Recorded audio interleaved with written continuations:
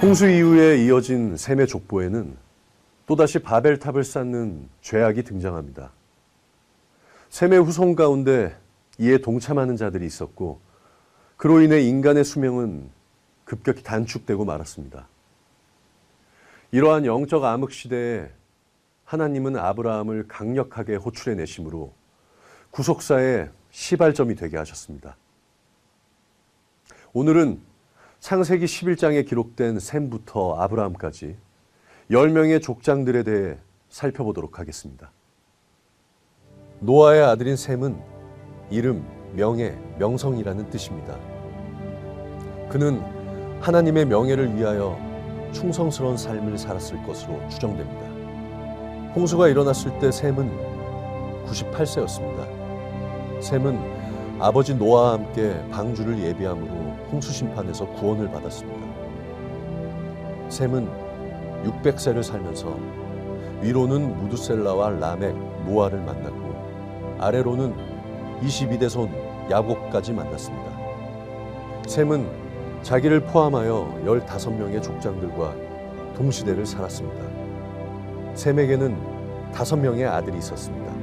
셈의 족보를 이은 것은 장자인 엘람이나 차자 아수르가 아니라 셋째 아들인 아르박사시였습니다. 셈의 장자 엘람은 활 쏘는데 으뜸 가던 호전적인 민족으로 가나안 전쟁 때 아브라함의 조카 롯을 사로잡아갔던 적국이었습니다. 셈의 차자 아수르는 함의 손자인 니므롯에게 정복당한 후에 하나님을 대적하는 민족이 되어 분열왕국 시대 때에는 북이스라엘을 멸망시키는 나라가 되었습니다. 셈은 셋째 아들을 낳고 아르박사, 즉 영역이라는 뜻의 이름을 지어주었습니다. 그를 통해 믿음의 영역이 마련되기를 소원하였음을 보여줍니다. 아르박삿은 35세에 셀라를 낳았습니다. 셀라는 보냄을 받았다, 확장이라는 뜻입니다. 아르박삿의 시대가 하나님의 영역을 마련하는 단계였다면 셀라의 시대에는 하나님 나라의 영역이 더욱 확장되는 단계라고 할 수 있습니다. 셀라는 30세에 에벨을 낳았습니다. 에벨은 건너온 자라는 뜻인데 그것은 그가 유브라데 강을 건너온 사람이기 때문입니다. 에벨이 살았던 메소포타미아 지방에서는 하나님을 배반하고 바벨탑을 쌓기 시작하였습니다. 경건한 족장이었던 에벨은 그곳을 떠나 유브라데 강을 건너갔습니다. 그리고 하란 근방에 창조주 하나님을 믿는 에블라 왕국을 세우고 신앙의 정통을 이어갔습니다. 에벨의 후손인 아브라함도 나중에 유브라데 강을 건너오게 됩니다. 그로 인해 아브라함도 에벨과 같은 어원인 히브리 사람이라고 불리게 되었습니다. 에벨은 34세에 벨렉을 낳았습니다. 벨렉 시대 사람들은 바벨탑을 쌓아 자기의 이름을 내고 세상의 흩어짐을 면하려고 했습니다. 그러나 하나님은 언어를 혼잡하게 하심으로 그들을 온 지면에 흩어버리셨습니다. 벨렉 때부터 인간의 수명은 급격히 줄어들었습니다.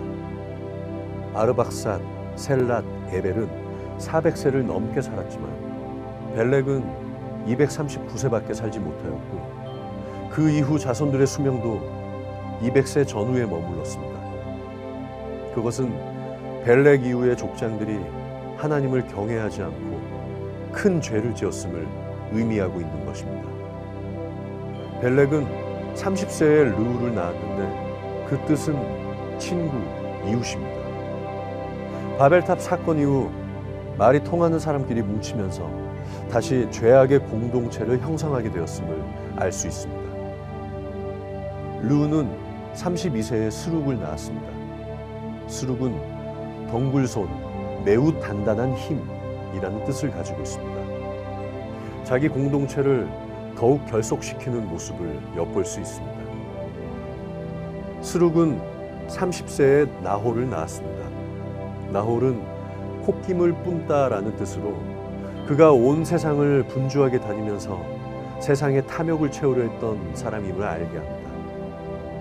그는 148세를 살고 죽었는데 200세가 넘게 살았던 당시의 기준으로 볼 때 나홀은 자기의 수명을 다하지 못하고 갑자기 죽은 것으로 보입니다. 나홀은 29세에 데라를 낳았습니다. 데라는 체류하다, 지체하다라는 뜻입니다. 데라는 그 아들 아브라함과 함께 갈대아 우르에서 떠났지만 중간 지점인 하란에 머물러 지체하다가 가나안 땅에 들어오지 못하고 죽고 말았습니다. 데라는 70세에 아브라함을 낳았습니다. 창세기 11장 족보에는 족장들이 아들을 낳은 나이가 기록되어 있는데 그 나이를 다 더하면 아브라함이 홍수 후 292년에 출생하였다는 사실을 알 수 있습니다. 그런데 노아는 홍수 후 350년을 더 생존하였습니다. 그러므로 아브라함은 홍수 후 292년에서 350년까지 58년 동안 노아와 동시대를 살았다는 것을 정확히 알 수 있습니다. 아브라함 48세에 벨렉이 죽었고 49세에는 할아버지 나홀이 죽었습니다. 연달아 집안의 어른들이 죽음으로 아브라함의 집안은 큰 슬픔에 잠겼을 것입니다. 하나님은 아브라함에게 처음으로 나타나셔서 본토 친척을 떠나라고 명령하셨습니다. 아브라함은 말씀에 순종하여 갈대아 우르에서 떠나 하란으로 갔습니다. 아브라함은 노아와 58년 동시대를 살았으므로 아브라함이 58세 이전에 하란으로 갔다면 노아를 만났을 가능성이 있습니다. 그리고 하나님께서는 아브라함 75세 때에 그를 두 번째 부르셔서 이번에는 본토와 친척과 아비집까지 떠나라고 명령하셨습니다. 마침내 아브라함이 가나안 땅에 도착하자 하나님은 아브라함에게 이 가나안 땅을 네 자손에게 주리라고 약속하셨습니다. 그 당시 아브라함은 자식이 없었지만 하나님의 말씀을 믿었고 마침내 100세에 이삭을 낳았습니다. 이후에 이삭은 60세에 야곱을 낳았고 아브라함은 160세에 이삭과 야곱과 함께 믿음의 3대를 이루었습니다. 그리고 아브라함은 175세로 죽을 때까지 15년간 장막에 거하면서 이삭과 야곱에게 신앙을 전수하였습니다. 창세기 5장과 11장 족보는 아담부터 아브라함까지 하나님이 구별하시고 분리해 오신 택한 백성의 혈통을 보여줍니다. 하나님은 아브라함에게 떠나라고 명령하셨고 아브라함은 세상과 혈육으로부터 떠나는 분리의 역사를 통과함으로써 구속사의 새로운 중심 인물이 되었습니다. 그는 이스라엘의 믿음의 조상이 되어 메시아 예수님께서 그의 자손으로 오시는 영광을 얻게 되었습니다. 아담으로부터 시작된 하나님의 구속사는 아담의 10대 손 노아에게 이어졌고 다시 10대 만에 아브라함을 등장시켰습니다. 이처럼 창세기의 족보에는 하나님의 구속사적 경륜이 중단되지 않고 흘러가고 있습니다. 하나님의 구속 경륜은 말씀대로 이루어집니다. 그러므로 우리가 성경에 감추인 하나님의 구속 경륜을 깨달을 때 하나님께서는 우리를 깨어있는 등불 삼아 일하실 것입니다. 주님의 마지막 재림이 이루어질 때까지